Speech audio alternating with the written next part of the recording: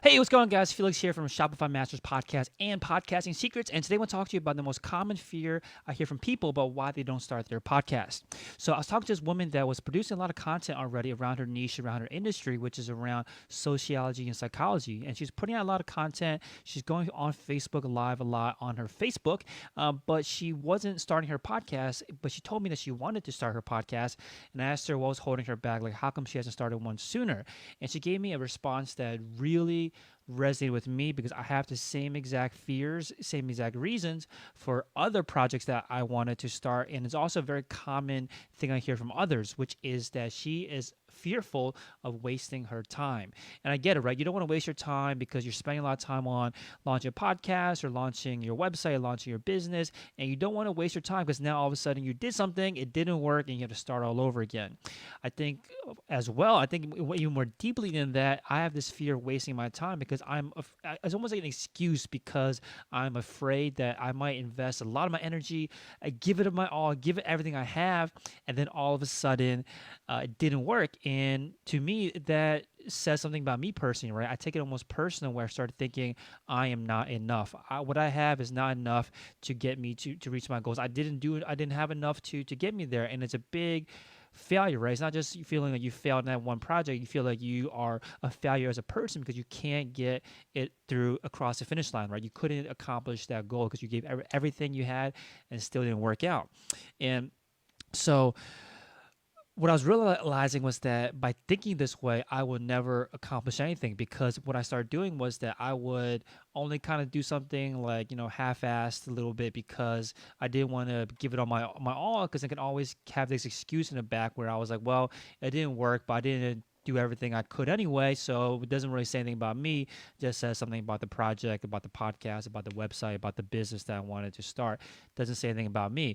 What I was realizing though was that kind of thinking, that hesitation, that skepticism on the potential for your success, but the potential for my success, held me back a ton. So instead of trying to think to myself that I might be wasting my time, this might not work anyway, like why bother starting, I do two things. The first thing is that I recognize that these are doubts that creep in. And in the book, The Art of War, not the War of Art, but The Art of War, the author talks about the doubts that creep in right when you are almost there, right when you're on the path.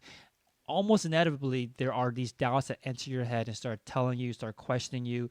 When you're about to launch your podcast, when you're about to get started on launching your podcast, these doubts start creeping in because it's almost like a self-preservation instinctual evolutionary thing where we don't want to leave our comfort zone. We want to stay safe and warm inside the cave and not leave and not try out new different things because that's a safe way. That's how we can, avoid embarrassment, avoid death by pursuing some kind of prey or to hunt animals. And like these are kind of things that are innate within us as humans, is that we always want to stay with what's comfortable.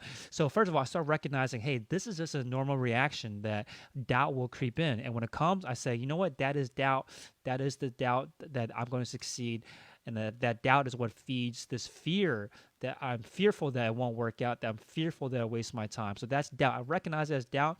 And the second thing is that I start looking for and recognizing that there have been examples of success stories in even more less likely scenarios, right? For her, sociology and psychology, in her head, she believes that it's going to be a waste of time. No one's going to be interested in hearing about it.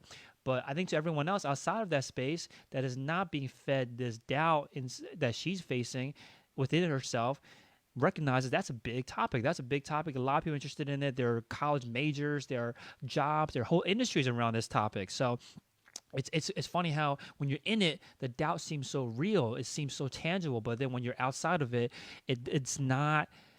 You recognize that these are just doubts that person is facing. So first, again, recognizing that there are these doubts, and a second, recognizing there are even less likely cases that have succeeded. And for me, is an example that I've heard over and over again, which is that there are big businesses teaching people, taking people on Bigfoot hunts. Like these are Bigfoot hunters.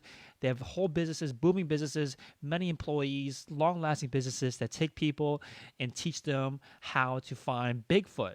And obviously, there have been no success stories from these Bigfoot hunts yet because there are no true pictures, but they still build a business around it. So if they can succeed, even though that's such a small niche and it feels like there's not a big market for it, it feels like it should not be that successful or at least not lasting that long. There have been businesses open for decades that have taught people how to hunt Bigfoot. So look for the cases for you. Use my example if you want of the Bigfoot hunters, but find an example of something that has succeeded even though it doesn't seem like it would. And if they can succeed, you can too. And that's why I started thinking to myself was every single time I encounter these doubts, recognize as a doubt, say, hey, you know what, that's a doubt. Let me counter it with these unlikely success stories, and then ask myself, what if I could be successful? What if this could be, why can't I be that way? What if this could be the same thing for me? So again, recognizing it's a doubt, look at the least likely cases, and it's helped me kind of stay on this path and stay on this journey, even though the doubts have crept in. I recognize them. I know they're part of the process, and it's part of my job to kind of step over them. And sometimes I can't step over them because they're too big, and that's when I chip away at them at using these less likely success stories, and then saying, if they can do it, what if I can do it too?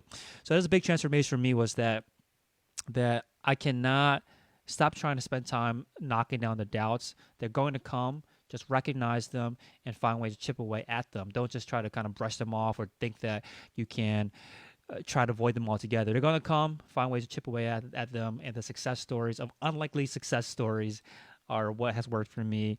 And if you're thinking about starting your podcast and you are trying to face these doubts and chip away at them, I think having a guideline is helpful. I think having that path is helpful so you can always return back to the path. So if you don't have a podcast yet, or maybe you kind of got started, but you want that path, make sure to check out the podcast from scratch course that's coming out very, very soon. If you want to learn more about it, make sure to get on the email list. Just go to podcastingsecrets.co. You'll be on a list and you'll learn more about it when it goes live very, very soon. Hopefully it helps you out. Take care. Bye-bye.